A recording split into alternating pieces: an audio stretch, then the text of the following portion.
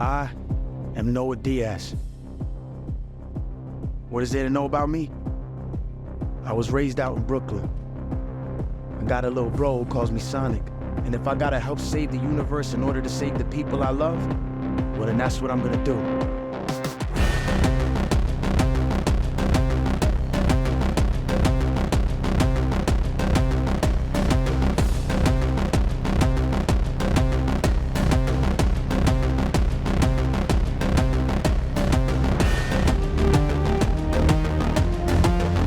You're going to die on this speck of death.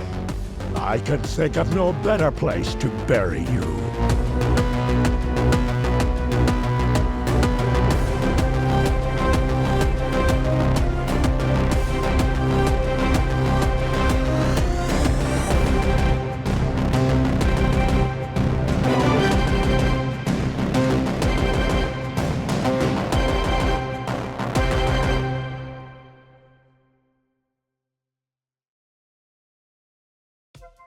Transformers Rise of the Beasts is the 7th film in the Transformers film series. It stars Anthony Ramos, Dominique Fishback, Peter Cullen, and a huge cast of actors who have definitely never heard of Transformers before, especially not this guy.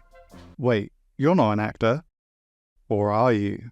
Transformers Rise of the Beast is the first time in a while where I've been so flabbergasted by a movie that I felt like I was going crazy. And I don't mean the kind of crazy where you end up flooring your car because you thought you saw a visage of your family home in the middle of the street. I'm talking the kind of crazy that slowly builds up in you over time, consumes you, takes over your life. You might be wondering, is the movie that bad? Well, no. I don't like Rise of the Beast as much as the last Transformers movie, but I wouldn't say it's a downgrade, more like a misstep. It's got good moments and things that really work, but overall it was quite disappointing for me. I know I'm not the only one that feels this way, but overall the reception in the Transformers fandom has been pretty positive. Positive to a fault. You don't need to attack people that didn't like this movie, just like how you don't need to attack people who liked it. Take that negative energy and direct it at something worth getting mad about. Like underpaid movie theater employees making you go outside the theater to use the bathroom. Why can't I go in the theater? Screw you, Cineworld, you made me miss 12 minutes of 80 for Brady. The point is, Rise of the Beast isn't that bad. It's pretty okay actually. It's not completely unwatchable like The Last Night, and it's not insanely boring like Age of Extinction. The problems that hold this movie back, however, are too large to ignore. And I promise you, this isn't about me wanting to shit on these movies and the people that make them. I've loved Transformers for a long time, and I genuinely want to see these movies get better. I might make a few jokes here and there, but I promise you, there is absolutely no ill will to anyone behind the scenes, to anyone who liked this movie or disliked it. I enjoyed a lot of stuff about Rise of the Beast, and I'll go into detail about those things later, but I think it's important to be critical of the things you love. No one likes a suck up. With that being said, as a standalone movie, Rise of the Beast is okay, but as a sequel to Bumblebee, it's probably the worst film yet created. Really? What do I mean by that? Well, shit, how much time do you have? We're gonna be here for a while, guys. Better grab your Rise of the Beast Optimus Prime popcorn bucket and fill it with a snack of your choice, like lithium batteries. Anyway, where could we possibly start with Rise of the Beast? I like it a lot. Some of its problems are so deep-rooted in its own identity that in order to fix them, you'd either have to make a completely different movie, remove huge chunks of what's already there, or not mess with what Stephen Caple Jr. was going for in the first place. But that's something we'll get to later. I just know there's a really good Transformers story in here somewhere. It's just a matter of sifting through the crap to try and unearth it. Like Indiana Jones when that lady sticks her hand into the anus wall full of bugs. Oh my god. We are going to die! Part 1. How did we get here? 2018's Bumblebee was a breath of fresh air for a franchise that had just suffered through two of the worst pieces of fecal incarnate that somehow passed off as movies. I can't explain the vibe in the fandom after The Last Night came out. You just kind of had to be there for it. Everyone just felt so lost, like nobody would ever feel happiness ever again. Nowadays, that hopelessness is par for the course, but back then, it was at its peak. When Bumblebee released, nobody really knew what to do. While normal people were just happy to get a good night at the pictures with their dusty popcorn and warm Pepsi, Transformers fans were throwing themselves around in panic at the sight of the majesty. The fans were hopeful it would be good, but this good? Well. Bumblebee isn't a perfect movie, but it was like eating a big cake after 2 tons of human remains get dropped onto your house from a cargo plane carrying a mass burial. It doesn't really make up for what came before, but it's like a step in the right direction. Travis Knight is a good director, and his history of working in animation really helped him step into making a VFX-heavy movie like this. This isn't to say Rise of the Beast director Stephen Cable Jr. isn't good in his own right, but Knight had his foot in the door and he seemed like a natural, albeit somewhat risky choice to make a big budget movie like this. Bumblebee's more grounded, personal story, creative set pieces and fun characters were exactly what the franchise needed at that point. So it was all the more upsetting when Travis Knight announced that he wouldn't be returning for the sequel. But fans hoped that the studio would learn the right lessons from Bumblebee when developing the next installment. It's a fool's errand. Studios never learn. In January of 2020, Variety reported that 2 Transformers movies were in development. One was a sequel to Bumblebee and the other was based off the hit 90s animated series Beast Wars. Acclaimed Hollywood scriptwriter Joby Harold Acclaimed Hollywood scriptwriter Joby Harold was writing the Bumblebee sequel, and it's speculated that his script and the Beast Wars movie scripts were merged together to create the film we have today. I don't know, it would explain some stuff, I guess. The movie was officially announced on June 22nd, 2021, where we got our first look at the cast and the title, Transformers: Rise of the Beasts. Obviously, people were really happy to be getting a Beast Wars movie, but others were concerned about how a movie could include the Autobots, Terracons, Decepticons, Maximals, and so on, while maintaining a relatively satisfying and cohesive story. Those are completely valid complaints, and we'll soon see that some of them were completely worth worrying about, but first, let's talk about our director. Stephen Cable Jr. isn't exactly a first choice to make a Transformers movie. Like I said, neither was Travis Knight, but you could see the vision there. You saw the ingredients on the table, and thought, yeah, that could make something cool. Stephen Cable Jr. is best known for Creed 2, a film where sweaty buff men fight, and old actors are pulled out of retirement to stare at each other.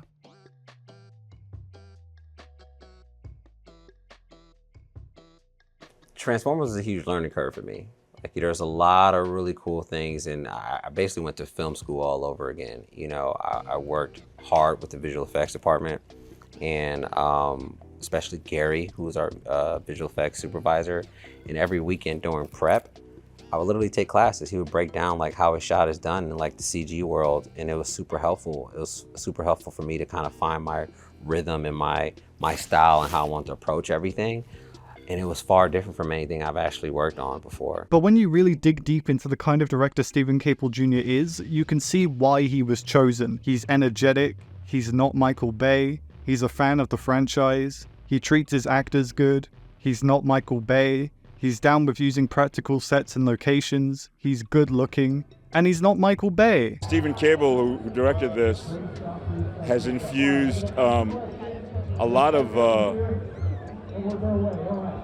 very, very modern American culture into this, which is going to give it a completely new feel and a new look and a new sound. Stephen is an actor's director, you know? He really likes to get down and dirty with his cast. He listens to their input, and he just seems incredibly enthusiastic about even the most boringest parts of making a motion picture. It makes him an obvious pick if you consider the fact they're going in this more character-driven direction. Plus, it's good to have a pair of fresh eyes on a franchise that's gone on for this long. Something that cropped up early on into the movie's production that got a kind of mixed reaction was the fact that Stephen Cable Jr. was a fan of Transformers. Not like how Travis Knight was a fan of G1, because Stephen Cable Jr. has said a whole bunch of times that he's a huge fan of Beast Wars. There's this one really character, I can't remember his name. I think it's Silverbolt. Oh. Check me. Silverbolt Okay. was like a eagle and like a wolf mix, I kid you not. His knowledge of the deeper lore and stuff kind of proves it, so he's obviously got the know-how to at least throw out some interesting ideas. Like, as a fan of Beast Wars, this is gonna sound really weird for people who don't know Beast Wars, but there was a character named Rat-a-tat-tat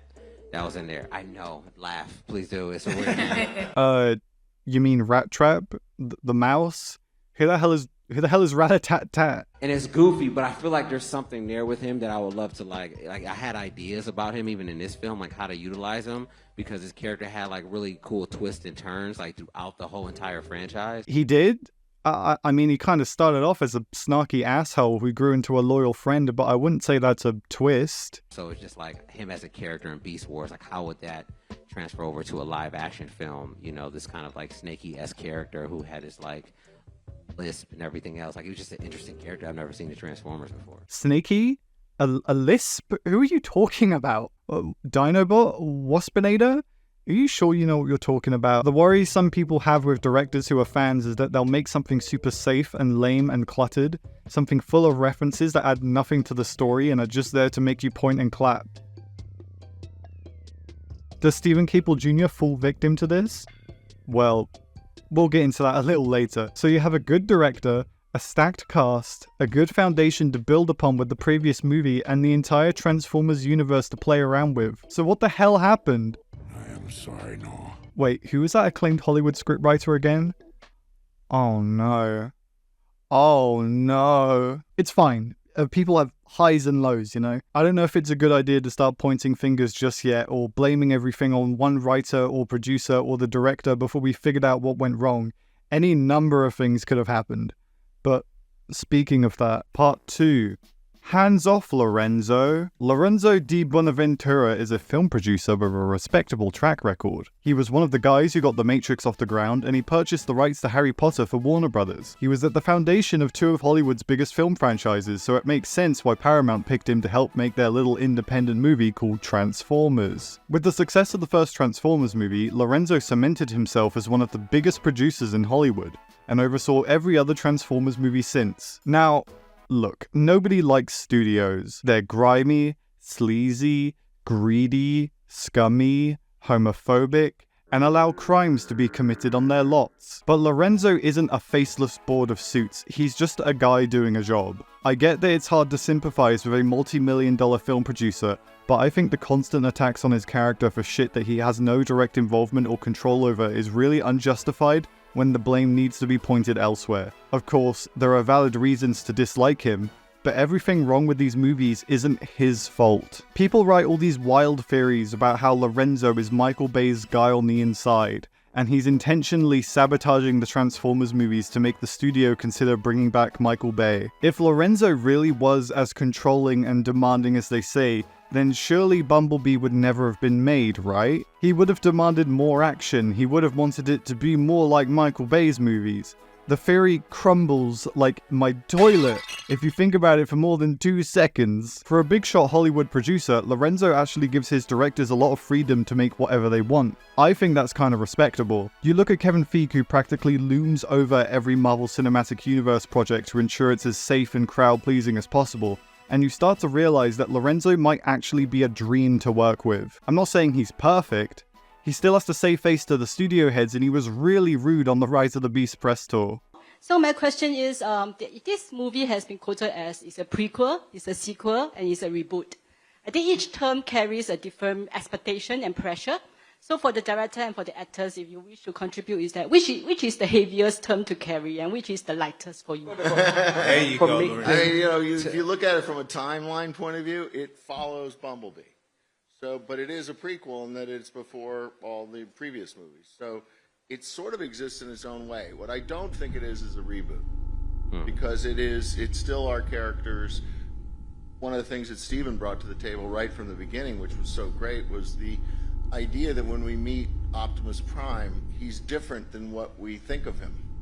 And we're watching him grow up, if you would, as a leader. And for me, that was one. But part of me doesn't think it's intentional maliciousness, I just think he's ignorant. It's the job of these people to feed us vinegar and tell us it's honey. That's just how the industry works. At the end of the day, he's just trying to sell this movie to you. From what I can gather, Lorenzo just kind of throws out some ideas at the start of production, tags along with the crew when they film on location, then discovers later that some of the ideas he threw out aren't even in the movie. I guess he should probably know what's going down in the story since his name is one of the first to appear in the credits, but I think that's part of his hands-off approach to producing. If anything, the biggest problem with this guy is that he just keeps talking. Like this interview where he defended the scene in Age of Extinction where Shane Dawson hit on Mark Wahlberg's underage daughter. Our world has gotten so over-concerned about things. That's my reaction to that. I find that scene funny, and I don't think there's anything in it that's so ribald or strange that anybody should have concern. Look, I respect people's rights to feel that way, but I don't know. I think it's a funny scene, and it's intentionally funny. And it's a real thing at the same time, which is probably what makes it funny, you know? It probably makes people people feel uncomfortable because it's something that happens in the real world and we're just giving it a moment. I don't know, I think people take things too seriously. The whole scene shows how people look at our world and have a lot of respect.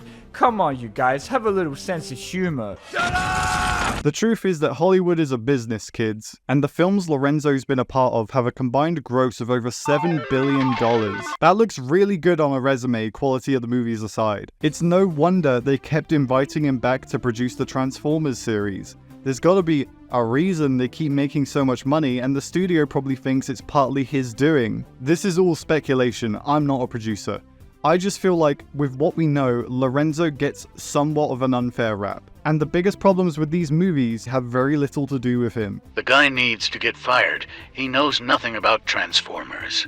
And I've blamed Michael Bay for 2 years. But honestly, if it wasn't for him, I wouldn't like Transformers at all. The people want somebody to blame for why their product didn't turn out as good as they wanted it to, and that either falls in the hands of the director or the producer. Michael Bay got a whole brunt of the blame from like everybody for the problems his movies had. But recently, I've been seeing more and more people ignoring Bay as a suspect and going straight to attacking Lorenzo instead. If you're gonna dump all the bad decisions in these movies on Lorenzo, then surely you can dump all the good ones on him too, right? I've seen people compare Lorenzo to another big Hollywood producer called Kathleen Kennedy, who took over as head of Lucasfilm when George Lucas stepped down in 2012. Kathleen Kennedy is a whole can of worms that I won't get into, but the key difference between the two is that nobody really cared all that much about Kathleen Kennedy until she was put in charge of Lucasfilm. But people hated Lorenzo before the first movie even came out. When they were making the first Transformers movie, Lorenzo didn't want Peter Cullen to return as Optimus Prime. He wanted a celebrity like Liam Neeson to take on the role. I think Liam Neeson would be a pretty good Optimus Prime, but that's besides the point. As I said before, I've got full-blown AIDS. I'm a well-known homosexual actor. I guess that put a sour taste in a lot of people's mouths. Like the metallic, gunpowdery taste of a Kel-Tec PF9 being jammed down your throat in the infernal chasm in the hewn rocks of Walcham, Germany. You ever been there? Don't, they hate Transformers there. Like I said, Hollywood is a business, and Lorenzo was just doing what he thought would make the most money. I don't think this was an attack on Peter Cullen or a middle finger to the fans. He just doesn't know anything about the franchise. But really, do any suits know anything about the franchises they're working on? Lorenzo isn't the exception, he's the rule. Does that stink? Yeah. Would it be cool if producers actually cared about the properties they handle? Of course. But that's not how the business works. Lorenzo just runs his mouth about shit he has no understanding of. He seems like a good producer, but he is not a good hype man at all. He needs to stop talking. If he really bothers you that much, just, I don't know, go pick up a copy of Hot Motor Oil. They were selling it at TFCon this year, and there was some really good slutty pictures of Rodimus crying in that one. You're probably wondering why I'm bringing any of this up, outside of the now infamous clip of Lorenzo being super rude to Stephen Caple Jr. And what was interesting was watching it with audiences, and at first they were uncomfortable. Well, it's because while this movie does have plenty of heart, and a director who's clearly very passionate about the franchise, this movie has a huge issue that is a direct result of the indecisiveness of the producers and the demands of the director. These two clashing heads gave us the movie we have today. Lorenzo has made it very clear that both Bumblebee and Rise of the Beast are not a rebooted universe. They're in the same continuity as the Michael Bay movies. We could sit here all day and point out all the obvious major inconsistencies, like how Unicron is Earth in the Bayverse, while in this movie he's his own planet.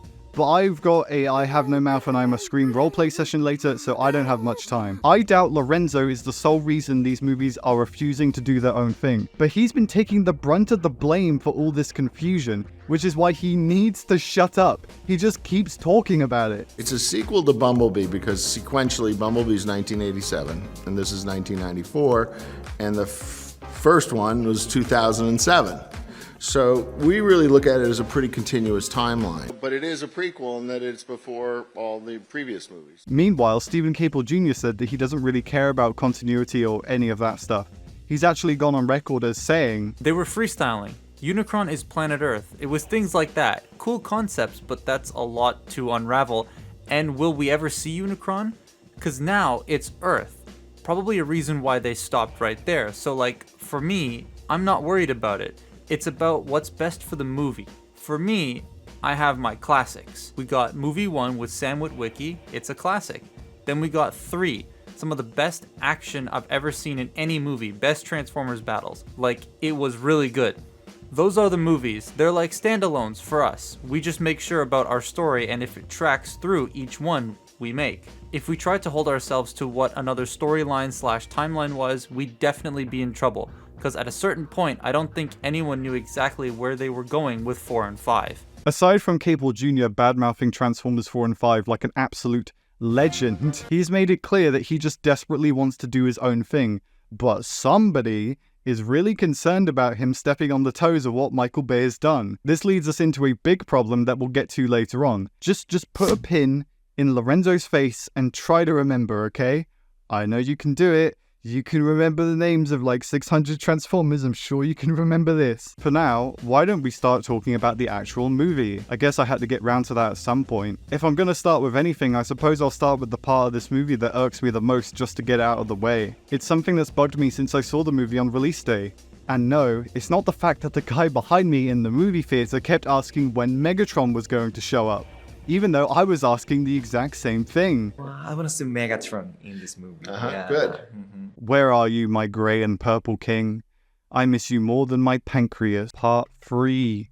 Obvious crime. So if you haven't seen this movie, it's about like the Autobots are trapped on Earth and they gotta find the two halves of this bad dragon vibrator thing called a transwarp key to open up a space bridge portal back to their home planet of Cybertron. At the center of this is Optimus Prime, the Autobots, 2 humans named Noah and Elena, and 3 bad guys named Lady, Big Boobs, and Scourge. I want to talk about Optimus Prime for a little bit because his role in this movie fascinates me in the way watching a street performer do the ball and 3 cups thing intrigues me. It's cool to see it play out, and you think it's pretty smart. But then you realize you got robbed. Optimus Prime wasn't really a character in Bumblebee, which is fine, I guess. They didn't give us much of a reason to care about him because he was just there as a goal for Bumblebee to reach. Rise of the Beasts had the job of establishing this version of Optimus Prime since the last movie hardly did. But I feel like all 5 of the writers forgot about that. Yes, 5. Did I mention that Rise of the Beasts has 5 writers? He is a heavily flawed rendition of the character and his arc is almost really interesting, even if it is almost identical to the one he went through in Age of Extinction. But nobody cares about that movie, so it doesn't matter. Optimus Prime blames himself for the Autobots being stuck on Earth in the first place, and he thinks he has to fix everything all on his own. Don't take it personal.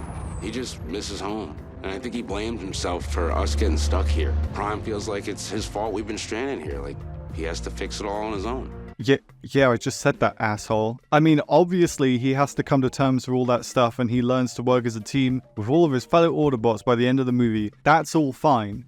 And it kind of ties into one of the overall themes about teamwork and unity or whatever. Noah's character arc is meant to mirror Optimus Prime's, and I think the way they mirror each other's desires while also conflicting with each other is really cool. Optimus wants the transwarp key to go home to Cybertron, but Noah wants to destroy the key because he doesn't want Unicron to come to Earth and vor everything. This is like the fundamentals of character drama, having 2 heroes with their own wants and needs that go against each other's. Neither of them are necessarily wrong, but only one can truly get what they want by the end of the movie. The fact we're 7 movies deep and we finally worked this out says a lot about this franchise, really. Anyway, all of this is set up really well. It's a good hook for the rest of the movie to hinge on. We have this brief scene where Noah explains that he intends to destroy the key when he finds it, and then another scene like 20 minutes later where Noah's like, okay, yeah, I'm gonna destroy it. And Elena's like, you're just like Optimus Prime because he's also trying to protect his family. Which is kind of cute. But then you start to realize that there's a crucial element missing in this movie that kind of breaks not just the arc, but the character of Optimus Prime himself. We've been getting all these scenes from Noah's point of view, explaining how he's feeling and discussing the conflict inside or whatever. But we haven't got a single one from Optimus. The only one we have gotten wasn't even from him, it was from Mirage. Don't take it personal. He just misses home. And I think he blamed I himself told you for to us shut up! We spend time with Noah and his family. We care about them, and we don't want anything bad to happen to them. With Optimus, we spend so little time understanding his side of the story that it makes you start to think that Noah is just completely right about wanting to destroy the key. All we've seen of Cybertron in this continuity was the very brief moment in Bumblebee where everybody was fighting and it was getting blowed up and destroyed. I mean, I'm sure it was a nice place once, and I get it's their home, but why should we care about it? It looked pretty shitty actually. What happened to Cybertron anyway? I really feel like we needed like a scene where somebody explains what went down there, even if it's only a line. Our planet was once a powerful empire, peaceful and just, until we were betrayed by Megatron, leader of the Decepticons. All who defied them were destroyed. Our war finally consumed the planet, and the Allspark was lost to the stars.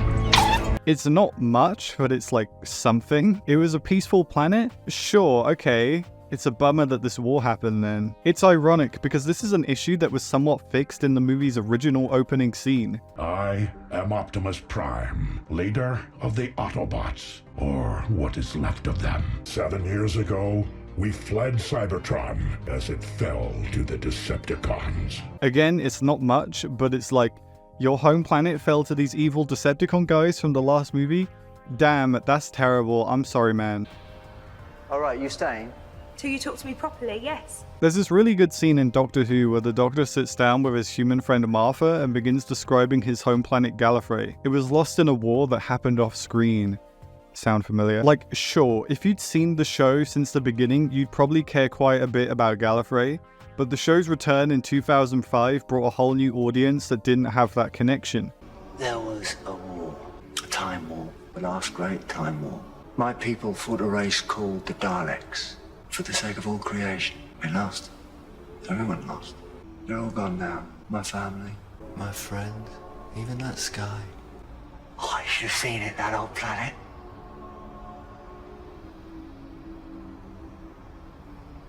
The second sun would rise in the south and the mountains would shine. This is an important scene. You can hear in the Doctor's voice that he's lost so much. What he's describing sounds incredible, and we can see how it's affected him. We really needed a scene like this between Optimus Prime and Noah, where we see how pained Optimus is by losing Cybertron and how much it means to him. Hell, it doesn't even have to be a scene. If you tell us anything about a planet, we're guaranteed to feel a little bad about it getting destroyed. I have chosen to test this station's destructive power on your home planet of Alderaan. No. Alderaan is peace, but we have no weapons. You can't. Noah's later change of heart would have worked a lot better and rung less hollow if he had grown a better understanding of Optimus Prime's side of the story. All he does is just say pretty please, and Noah backs down from destroying the key. Honestly, it doesn't even have to be Optimus to tell him all this stuff. Anyone could have done it. Like, hell, give RC something to do and have her do it. Despite us generally getting very little to work with Optimus Prime's character, at least he's not a complete psychopath murderer like he was in Bayformers.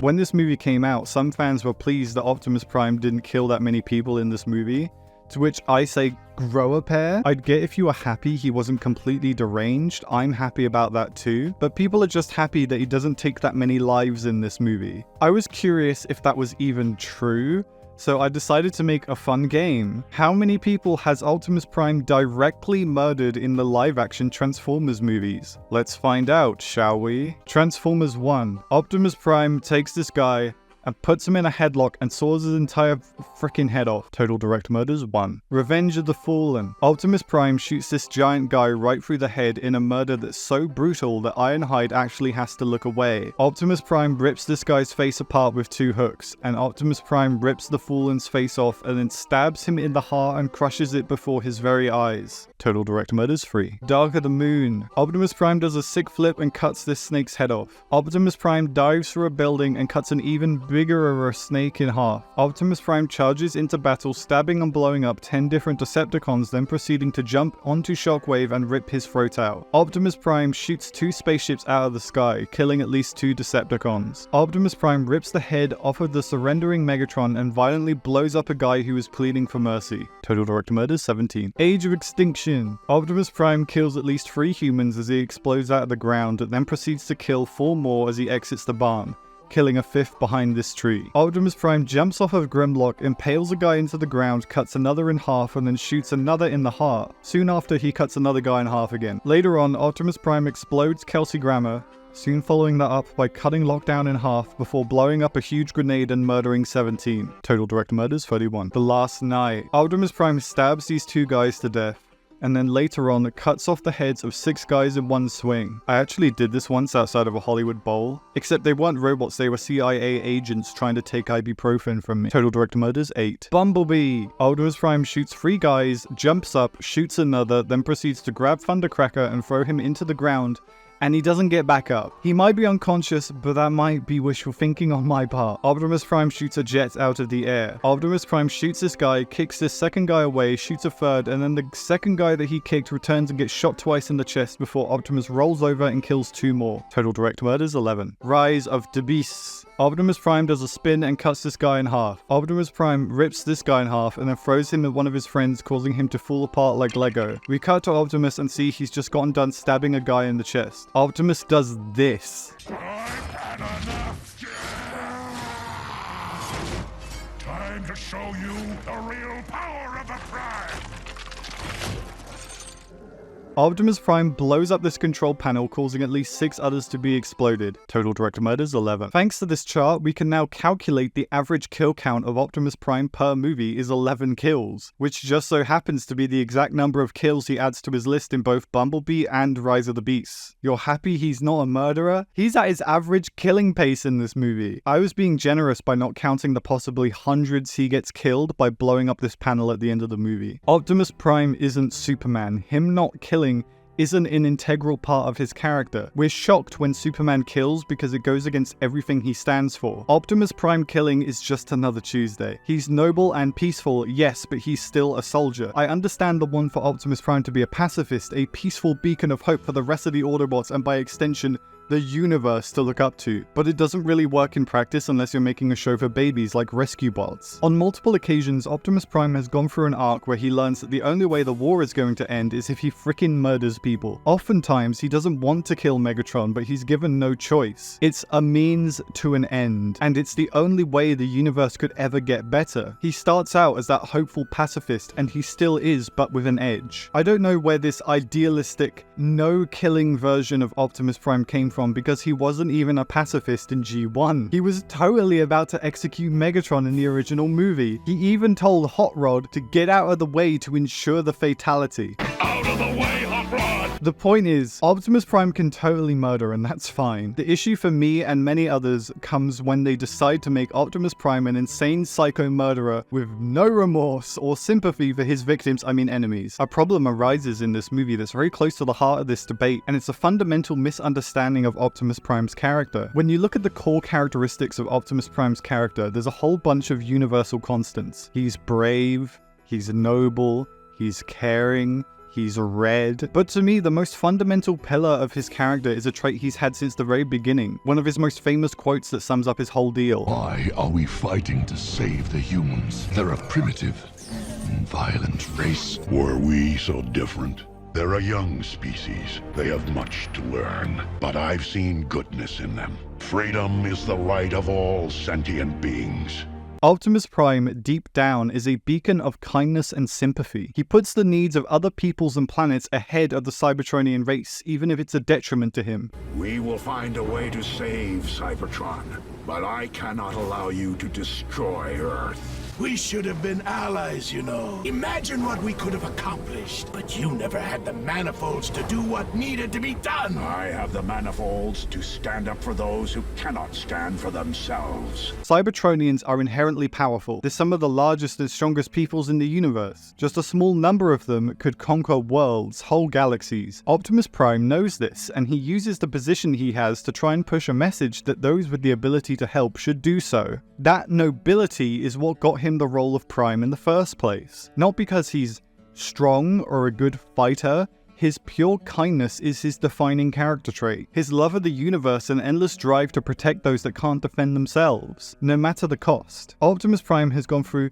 so many interpretations from so many different writers who all have their own ideas of him, but he's still at his core a giant robot Jesus that's probably way less of an asshole than Jesus ever was. So having an Optimus Prime that doesn't fundamentally believe freedom is the right of all sentient beings is A choice. I think this could work if you write a story that justifies how he became so jaded and so cynical, like Luke Skywalker in The Last Jedi. It's not an impossibility. I'm not saying Optimus Prime can never be written that way. I can't believe I'm about to use Age of Extinction as a positive example of something, but Optimus Prime being so pissed off and hateful in that movie is completely justified. He was betrayed by those he swore to protect, and it left him angry and vulnerable. I think his rage is valid in that movie, although obviously I disagree with the extent with which he displays that rage. He starts off those movies with the same freedom being a right attitude, and that belief is tested in Age of Extinction. The reason I'm bringing any of this up is because I think making an Optimus Prime that does not believe freedom is right of all sentient beings from the get-go,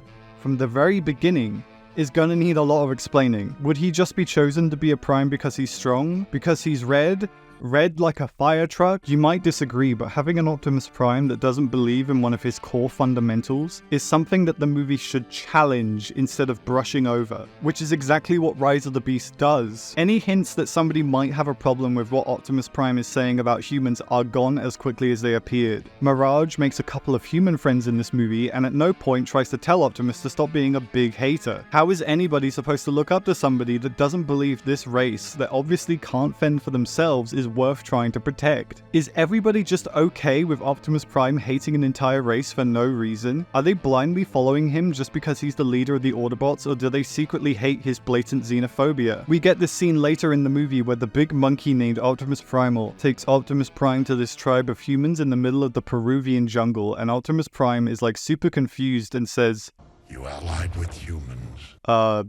Yeah. During this same scene, Optimus proposes the idea of using the key to open the space portal to bring Scourge to them. "If you give us this key, tomorrow I will light the beacon and bring Scourge to us." And Primal says, "The Maximals have already sacrificed one home to protect the universe.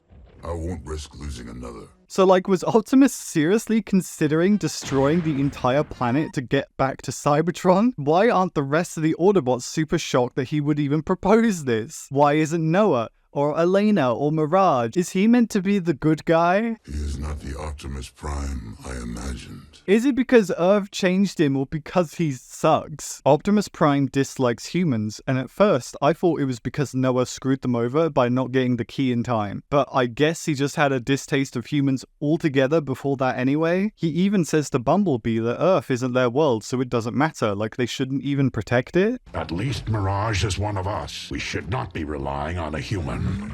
"They are my friends."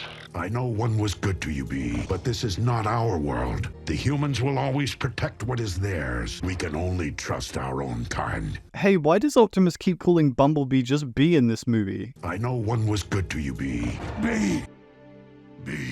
This is for B! Could this revive B? B! B! Protect them." He's always called him Bumblebee. "Help me, Bumblebee! Bumblebee! Bumblebee! Bumblebee! Bumblebee! Bumblebee!" I don't think he calls him his full name once in Rise of the Beast. B, B, B, B, B, B, B. Is Optimus Prime secretly dead-naming him because he's such a human racist he doesn't want to acknowledge the new name a human assigned to him? Is he secretly still calling him B-127 but trying to pass it off as him calling Bumblebee Bumblebee? "I know one was good to you, B, but this is not our world. The humans will always protect what is theirs. We can only trust our own kind." I don't know about you, but if someone said to me, "Well, one was good to you, but that doesn't mean they're all nice," I would take that as a huge red flag and probably stop talking to this person. Like, you do realize that sounds really bad, right? I've seen some people say this is another issue that's fixed in the movie's original opening, where Optimus at least explains why he doesn't trust humans. "Now, we live in hiding, disguised, knowing if we are exposed, the people of this world will seek to capture and destroy the last of the Autobots." Maybe Bumblebee told Optimus about how the government took him away in the last movie, but John Cena had a change of heart at the end. I know the government overall wasn't particularly happy, but Bumblebee at least discovered that they can be reasoned with. Bumblebee is the only one that has had any experience with humans on the team, and can attest to the fact that the humans are not inherently evil or harmful. John Cena was a high-ranking officer at Sector 7, right?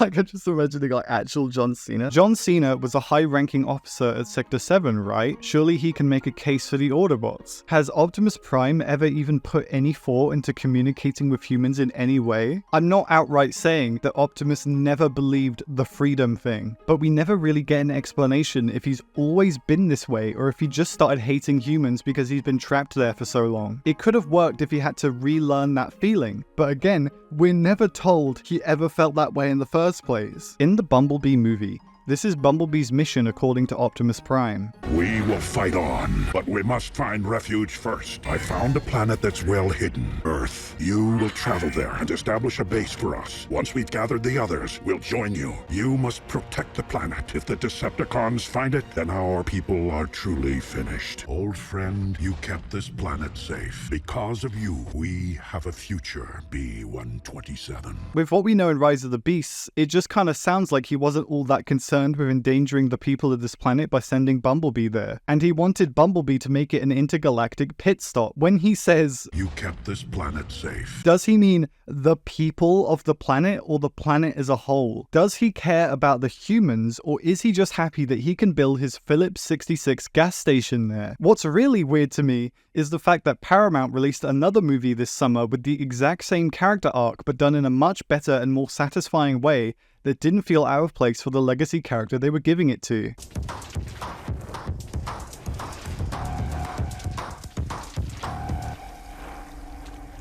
In the new Ninja Turtles movie Mutant Mayhem, Splinter hates humanity and tells the Turtles to stay away from them no matter what. We're shown why Splinter has a distaste for humans. We understand his perspective. He doesn't hate them, he's just scared. We have a whole flashback that shows us how he got to this point. It ties into one of the movie's themes of acceptance. Not only does Splinter have to accept the humans he's shoved away for so long, but the humans have to come to accept him and the other mutants as well. It's the sense of community that stops Superfly at the end of the movie. They couldn't have done it without the people of New York banding together to help Splinter and the Turtles. It proves to me that it's really not that complicated or hard to give a gentle yet badass father figure a character arc where they go from an angry xenophobe to somebody who believes all life is precious or whatever. My main issue with Optimus Prime in this movie isn't the fact that he's different or he's not G1 enough. It's that they spend so little time trying to justify why he's a human racist that it just makes him look like an asshole that you end up kind of disliking throughout the movie. He never gives a valid reason for hating them so much, and we never learn enough about his home planet, all this war they're fighting, to care about his plight. Almost every time he talks in this movie, you just end up thinking he sounds like a dickhead boomer who can't let go of his biases that he's imprinted onto an entire people that didn't do shit to him. I understand he wants to go home, but Optimus Prime would not destroy an entire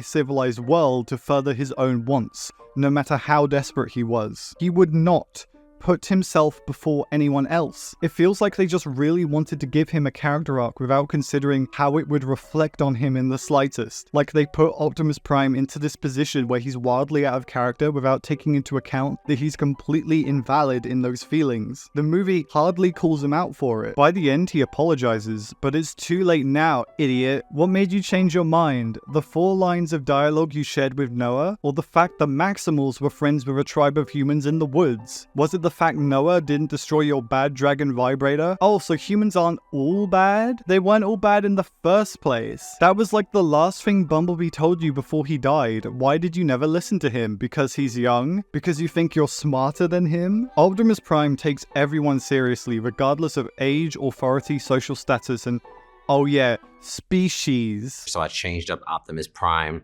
I gave him a whole pitch on how I would start him with like not loving humans at first and not deciding Noah right off the rip. They're going to have friction between the two. Stephen Cable Jr. talks a bunch about how he wanted to take Optimus Prime to a place we've never seen him before, but it kind of just sounds like they were giving him a character arc to make people shut up about how dry Optimus Prime is in the live action movies. Like if they thought about it for more than 2 seconds, they would have realized that making the heroic leader of the Autobots possibly not believing everybody should have the right to freedom is a really bad move that reflects pretty poorly on him as a hero of the movie. Like, I'm pretty sure most people watching this video are human, right? Would you be more inclined to side with the robot that has possibly been xenophobic his whole life, or the human who wants to protect Earth? Man, such a hard choice. How is this meant to make me feel? Bad? Hopeless? Am I meant to be upset that this beacon of hope and positivity has been reduced to a huge asshole that hates an entire species for no reason? If Optimus Prime can't see the light at the end of the tunnel, then what hope do I have? When he's doing all this cool stuff in the movie, am I meant to be siding with him? I don't like him, he's mean, I don't want to side with him. Like I've been saying, this could have all been so easily solved if we had any idea what Optimus Prime was like before this. If we knew he was noble and idealistic, but had been reduced to this petty husk of who he was, that would be super interesting and that would work. It makes the movie feel like a sequel to a first installment that doesn't exist. What a pisser. So one of our heroes is really unlikable. That's cool. What about the rest? Well, the good news is that I have much nicer things to say about almost everybody else, along with a bunch of other stuff about this movie. We have left the Tunnel of Terror and entered the inventing room. Who's gonna be the one to get deviant-arted? Will it be you? I sure hope not. I hope none of you do, actually. That's a fate worse than death. I should know because it happened to me once.